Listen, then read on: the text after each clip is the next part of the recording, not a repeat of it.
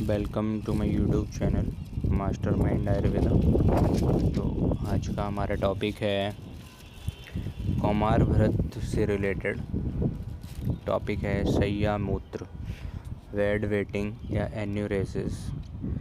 Important topic है, तो इसको हम सिंपल वे में देखेंगे। चलिए स्टार्ट करते हैं। स्टार्ट करने से पहले अगर आप हमारे चैनल पर नए हैं तो चैनल को सब्सक्राइब कर लीजिए, जिससे आगे आने वाली वीडियोस की नोटिफिकेशंस आप लोगों को इजीली तरीके से मिल सकें। चलिए स्टार्ट करते हैं। सबसे पहले देखेंगे इसका आयुर्वेदिक पोर्शन, फिर इसका देखेंगे मॉडर्न पोर्शन। ये क्वेश्चन 5 मार्क्स में 10 मार्क्स में पूछा जाता है पेपर में। तो सबसे पहले आयुर्वेदिक पोर्शन देखते हैं। उसमें सबसे पहले देखते हैं परिचय। तो शैया मूत्र का वर्णन संहिताओं में नहीं है, परंतु चिकित्सा ग्रंथ में वंगसेन एवं भेषज रत्नावली में इसके निवारण का उल्लेख है। संहिताओं में यानी जो बृहत्त्रयी है, चरक संहिता, सुश्रुत संहिता, अष्टांग, उसमें इसका वर्णन नहीं है शैया मूत्र का। लेकिन जो छोटे छोटे ग्रंथ हैं, वंगसेन है, भेषज रत्नावली है, इसमें इसका वर्णन है और इसको कैसे रोका जा सकता है, क्या इसका निवारण है, इसके बारे में भी वर्णन किया गया है। तो VVR ऐसे याद कर लेंगे, वंगसेन और भेषज रत्नावली, इसमें वर्णन है शैया मूत्र का। वेड वेटिंग या एन्यूरेसिस वही है। वेड वेटिंग, जो बच्चा वेड गीला कर देता है, मूत्र त्याग कर देता है, उसको पता नहीं चलता, तो उसी को शैया मूत्र बोला गया है। शैया पे मूत्र त्याग कर देता है, इसलिए उसको शैया मूत्र बोलते हैं। आगे देखिए, नोट में लिखा है वंगसेन के अनुसार बालक जिस स्थान पर मूत्र त्याग करता है उस स्थान की आर्द्र मृतिका को कांजी में भर्जित कर चूर्ण रूप में मधु एवं घृत मिश्रित कर कदाचित लेहन कराएं, निरंतर प्रयोग निषिद्ध है। वंगसेन में बोला है कि बालक जिस स्थान पर मूत्र त्याग करता है, ठीक है, जैसे कि जहाँ पर उसने मूत्र त्याग किया है बालक ने, तो वही मिट्टी लेना है। उस मिट्टी को क्या है, कांजी में भर्जित करना है, भूनना है, उसको चूर्ण रूप में भूनना है। उसके बाद उसमें मधु मिलाना है, यानी शहद, और घृत मिलाना है। मधु एवं घृत मिश्रित कर कदाचित लेहन कराना है, डेली नहीं कराना है। निरंतर प्रयोग निषिद्ध है, कभी कभी कराना है, ठीक है। जिस स्थान पर बालक मूत्र त्याग कर रहा है उसकी आर्द्र यानी गीली मिट्टी को, मृतिका को कांजी में भर्जित करना है और चूर्ण रूप में, उसके बाद उसमें मधु और घृत मिश्रित करना है और कदाचित यानी कभी कभी लेहन कराना है, निरंतर प्रयोग नहीं करना है, ठीक है। अब देखते हैं इसका क्या चिकित्सा है, कैसे इसको रोका जा सकता है, क्या निवारण है। तो श्लोक है, बिंबी मूल स्वरस पीत शैया मूत्रम निवार्येत, ठीक है। बिंबी मूल स्वरस पीत, इसका पान करेंगे बिंबी मूल स्वरस का, और शैया मूत्रम निवार्येत, शैया मूत्र के निवारण के लिए। तो शैया मूत्र में बिंबी मूल स्वरस का प्रयोग करते हैं। श्लोक भेषज रत्नावली क्षुद्र रोग चिकित्सा से लिया गया है, बिंबी मूल स्वरस पीत शैया मूत्रम निवार्येत। अब देखते हैं इसका मॉडर्न पोर्शन। अगर क्वेश्चन आ रहा है तो चाहे वेड वेटिंग के नाम से पूछा जा रहा है, चाहे एन्यूरेसिस के नाम से पूछा जा रहा है, चाहे शैया मूत्र के नाम से पूछा जा रहा है, आपको Ayurvedic portion plus modern portion दोनों लिखने हैं। तो मॉडर्न पोर्शन देखेंगे वेड वेटिंग, या इसी को बोलते हैं एन्यूरेसिस। सबसे पहले इसकी डेफिनेशन देखेंगे। Enuresis is voluntary or involuntary repeated discharge of urine into clothes or bed even after an age, mostly after mental age of 5 year. Enuresis क्या है, वॉलंटरी या इनवॉलंटरी यूरिन का रिपीटेड डिस्चार्ज है clothes पे या bed पे, even after an as, बोले तो after mental age of 5 year. Enuresis जब बच्चा बेड पे या क्लॉथ्स पे, कपड़ों पे वॉलंटरी या इनवॉलंटरी रिपीटेड बार बार यूरिन का डिस्चार्ज कर देता है, even after end age of mental age 5 year, तो उसको बोला है एन्यूरेसिस बेड वेटिंग। अब इसकी एटियोलॉजी देखेंगे, कॉज देखेंगे, क्या कारण है जिससे ये होता है। तो साइकोलॉजिकल भी हो सकता है, साइकोलॉजिकल भी एक कारण है, improper toilet training regarding bladder control.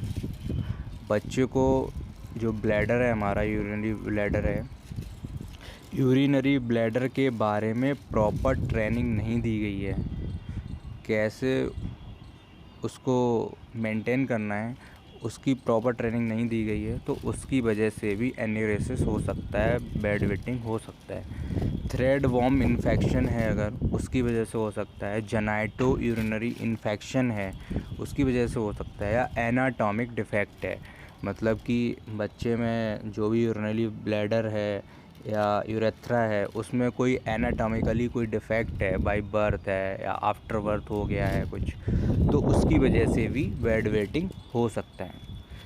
अब इसकी क्लासिफिकेशन या टाइप्स की बात करेंगे तो ये 2 टाइप का होता है, प्राइमरी एंड सेकेंडरी। जो प्राइमरी होता है वो 90% होता है, मोस्ट कॉमनली देखा जाता है, और जो सेकेंडरी होता है वो 10% केसेस होते हैं उसके, 10% बच्चों में देखा जाता है। जो प्राइमरी है वो परसिस्टेंट होता है, और जो सेकेंडरी है वो प्रोग्रेसिव, उसको बोलते हैं progressive enuresis. Primary secondary, persistent, progressive enuresis. अब देखेंगे क्या डायग्नोस करेंगे हम लोग। तो सबसे पहले सोशल, इकोनॉमिकल और इमोशनल हिस्ट्री लेंगे बच्चे की। Urine culture, xray, important xray कराएंगे, lumbo sacral spine, USG, ultrasonography, और इम्पोर्टेंट है DSM-5 criteria for enuresis. DSM-5 criteria, ये डायग्नोसिस कराएंगे एन्यूरेसिस में। DSM मतलब diagnostic and statistical manual of mental disorders, ये कराएंगे DSM-5 क्राइटेरिया एन्यूरेसिस के लिए। अब लास्ट में हम बात करेंगे इसके ट्रीटमेंट की। तो अगर no treatment is given below 6 year, अगर 6 साल से कम का बच्चा है तो उसको ट्रीटमेंट नहीं देंगे। ट्रीटमेंट स्टार्ट करते हैं आफ्टर 6 ईयर। सबसे पहले उसको बिहेवियरल थेरेपी देंगे, उसके बिहेवियर में थोड़ा चेंजमेंट लाने की कोशिश करेंगे। बिहेवियरल थेरेपी के बाद कैसे देंगे उसको बिहेवियरल थेरेपी, जैसे कि उसके बिहेवियर में चेंज लाना है तो बेड अलार्म लगा देंगे।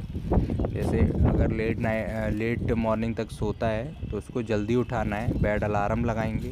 Wide urine before going to sleep, बच्चा जब सोने जा रहा है तो उसको बोलेंगे कि टॉयलेट करके ही सोए। Void urine before going to sleep. उसके बाद क्या है, restrict fluid at bed time, ठीक है, जब वो सोने जा रहा है बेड टाइम उसको जो फ्लूइड है वो नहीं देना है। अगर ये कंडीशन है फ्लूइड यानी उसको दूध नहीं पिलाना है जब वो सोने जा रहा हो, उसे पहले दे सकते हैं, ठीक है।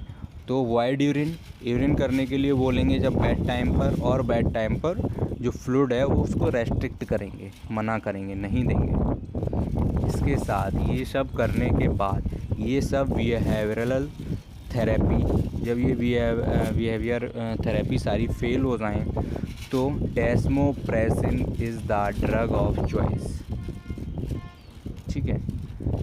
सारी जो बिहेवियर थेरेपी हैं वो फेल हो जाएं तो डेस्मोप्रेसिन देंगे, एक ड्रग होती है डेस्मोप्रेसिन, ये ड्रग ऑफ चॉइस है एन्यूरेसिस के लिए, तो उसका यूज़ करेंगे। डेस्मोप्रेसिन एक सिंथेटिक एंटी डायरेटिक एजेंट है, इसका डोज लेंगे 10 to 40 mg per day as nasal spray. जो डेस्मोप्रेसिन ड्रग है, ड्रग ऑफ चॉइस है एन्यूरेसिस की, उसका जो डोज है वो 10 to 40 mg per day nasal spray के रूप में लेंगे until child is dry for 28 successive nights. कब तक इसको लेना है, 10 से 40 mg के बीच में एज नेज़ल स्प्रे, जब तक कि जो बच्चा है वो ड्राई यानी कि टॉयलेट करना बंद नहीं कर देता है, मतलब जो बिस्तर है उसको ड्राई नहीं कर देता है, तब तक देना है। 28 सक्सेसिव नाइट, 28 दिन तक उस डेस्मोप्रेसिन को 10 to 40 mg पर डे हम दे सकते हैं। आफ्टर दैट जो डोज़ है उसको टेपर्ड यानी कम कर देंगे ओवर 3 वीक या ओवर 28 डेज़। इसके बाद जो डोज़ है वो जो 10 to 40 mg है उसको लगातार टेपर्ड यानी कम करते चले जाएंगे, ठीक है। तो डेस्मोप्रेसिन ड्रग ऑफ चॉइस है, 10 से 40 mg per day nasal spray के रूप में देंगे जब तक कि बच्चा ये प्रॉब्लम उसकी सॉल्व ना हो जाए। 28 सक्सेसिव नाइट तक दे सकते हैं। इसके बाद जो डोज़ है उसको टैपर्ड यानी कम कर देंगे। और एक अदर ड्रग है ऑक्सीब्यूटिनिन, ये एंटी कोनर्जिक एजेंट है, कोनर्जिक एजेंट है ऑक्सीब्यूटिनिन। ये 10 to 20 mg पर डे देंगे, ओरली देंगे इसको फॉर 3 to 6 मंथ। लेकिन जो डेस्मोप्रेसिन है उसको नेजल स्प्रे के रूप में देते हैं। जो ऑक्सीब्यूटिनिन है उसको क्या करेंगे, ओरली देंगे, 10 to 20 mg पर डे देंगे 3 to 6 मंथ के लिए। इट इज़ ऑल अबाउट सैया मूत्र, बेड वेटिंग, एन्यूरेसिस। अगर आपको ये वीडियो मेरी अच्छी लगी हो तो इसको ज़्यादा से ज़्यादा शेयर करिए। Thanks for watching this video. और अगर आपने कौमार व्रत से रिलेटेड अदर वीडियोज़ नहीं देखी हैं तो प्लेलिस्ट पे जाके आप लोग देख सकते हैं। Thank you.